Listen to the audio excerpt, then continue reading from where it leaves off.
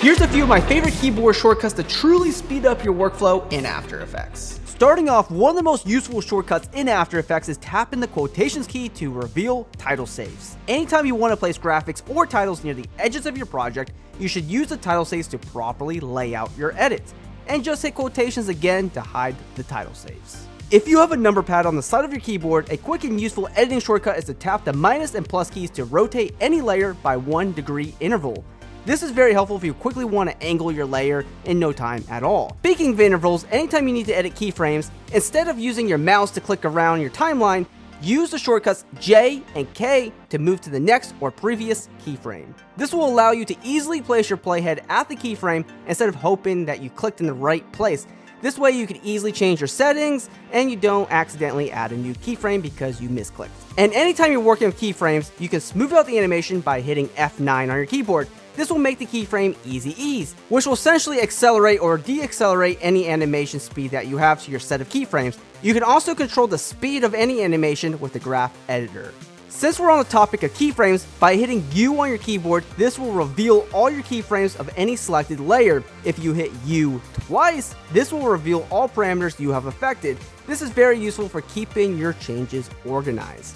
Before we move into our next set of shortcuts, if you want to master your After Effects workflow or just want to build out your editing studio, be sure to check out these new After Effects and Premiere Pro backlit shortcut keyboards that I'm currently using. As you've seen in this video, the keyboard comes with a complete layout of After Effects shortcuts and symbols that makes the post-production experience complete. I'll link these keyboards below, and if you're on a MacBook, there are also covers that you can use to overlay on your built-in keyboard. So be sure to check the links below, and let's dive into our next keyboard shortcuts. Anytime you're working with a camera, and specifically with a 3D scene, you can toggle the different camera controls with C on your keyboard. This will allow you to easily navigate through your scene and create animations. Plus, since there's a lot of different camera tools, be sure to test and see what each one does. One of my most used shortcuts is the tilde key. This key is right below Escape.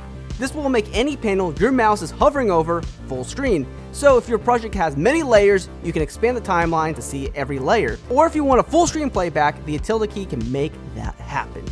On the topic of navigating After Effects, anytime you're pixel peeping into your edit, hold the scroll mouse button or hold H on your keyboard to move around your composition.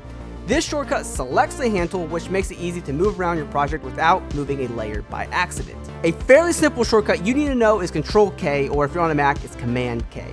This will bring up the composition settings, allowing you to easily check your settings or change the resolution when needed.